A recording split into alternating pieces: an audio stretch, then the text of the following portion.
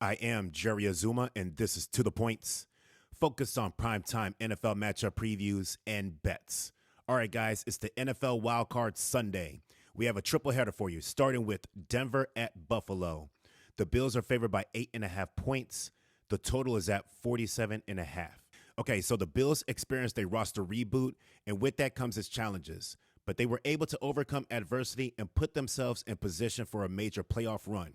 Cheers to the coaching staff and the fantastic play of Josh Allen, who is at the top of the MVP race. Now, the Bills' offense is rolling, scoring over 24 points in the last 10 games. They have scored 30 touchdowns on the ground and through the air. So that just tells you how balanced and effective this offense is. Now, what's really impressive is the protection of Josh Allen. The Bills' offensive line has been playing beyond solid, giving up the fewest sacks all year.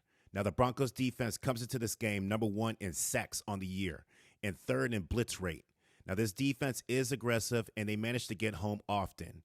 Everyone on that defensive line can win their one-on-one matchups and squeeze that pocket, but Allen has been great against pressure. Mind you, he is a great athlete that can escape trouble with his athletic ability. Now, the battle of the trenches is going to be a nice matchup to watch. On top of that, Allen will face a secondary that can be difficult to throw on, led by Patrick Surtain.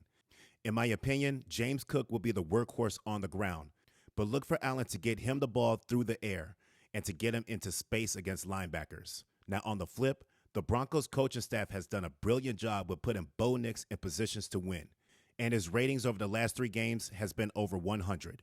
Now, the Broncos offense enters this contest putting up over 24 points in their last 7 contests, and the go-to target is Courtland Sutton. Now, Bo Nix will have opportunities. This Bills defense is just okay. They have trouble getting off on 3rd down, but what they do best is take the ball away on the back end.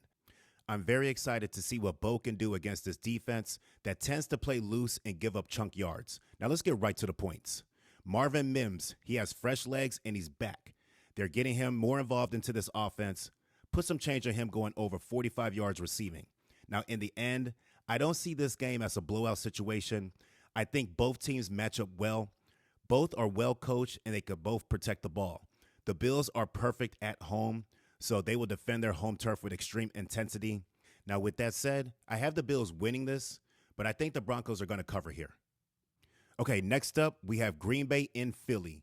The Eagles are a 4.5-point favorite, and the total is at 45.5 points. Now, the good news is quarterback Jalen Hurts will be back in action for the Eagles after a concussion, and quarterback Jordan Love will be back in action for the Packers after an elbow injury. So I'm excited to see both of these quarterbacks get after it on U.S. soil.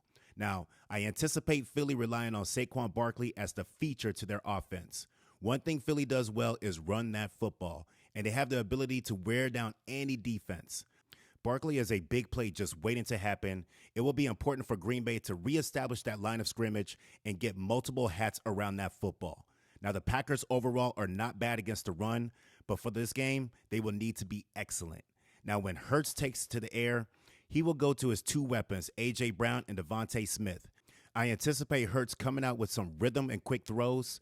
Once they find their groove, I trust that Hurts will take deep strikes to test the Pack's secondary. Now, one thing Hurts has done very well lately is take good care of the football, eliminating mistakes and taking what the defense gives him. Now, the Packers back end will be challenging these wide receivers. They have been ball hawking lately, and one thing they do well is tackle. They are fundamentally sound. So this should be a very good matchup.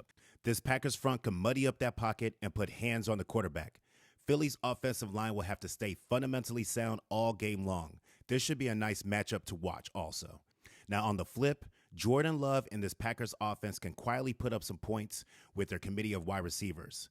But before all of that, their main goal is to get Josh Jacobs going on the ground. This team has a run-first mentality, and Josh Jacobs will see his fair share of touches. Now, with that said, it will not be easy. The Eagles have some dogs up front led by all-pro Jalen Carter.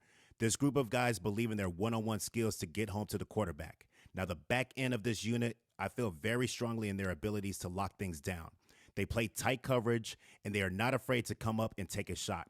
Remember, the Packers will be without their big, fast target in Christian Watson, so I anticipate the Eagles' secondary getting physical and eliminating free releases. Now, let's get right to the points. Jordan Love doesn't light it up on the football field, and the Philly defensive unit is tough. Put some change on Love under 225 yards passing. Now, with the run-first approach by the Packers, put some change on Josh Jacobs scoring an anytime touchdown. Now, in the end, I think Green Bay is in a bad spot on the road. I'm fading the Eagles and the points. Fly, Eagles, fly. Okay, closing out Wild Card Sunday, the Commanders travel to Tampa. The Bucs are a 3-point favorite, and the total is at 50.5 points. Now, I'm really excited for this game. Jaden Daniels has been terrific in his rookie campaign, and Baker Mayfield has been rolling in Tampa. This game can be filled with explosive plays and many points on that board. These two offenses are in the NFL's top 5 when it comes to scoring. This is Baker Mayfield's second year with the Bucs, and he has the offense clicking. Mike Evans is his most reliable wide receiver, and we will see many targets his way.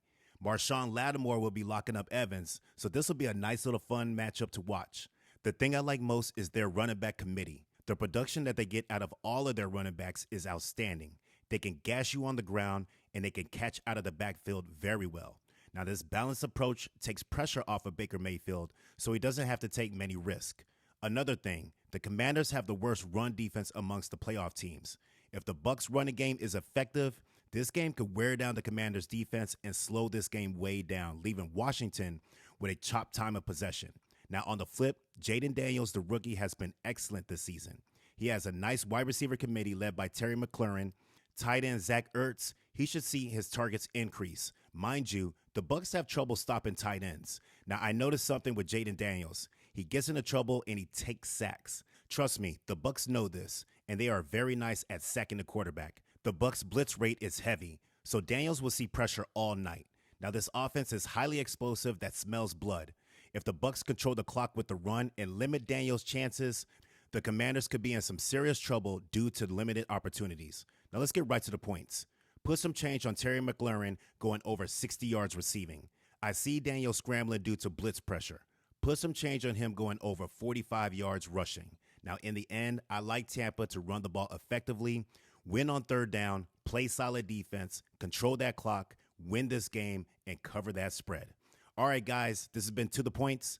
Thanks for listening, and make sure to follow.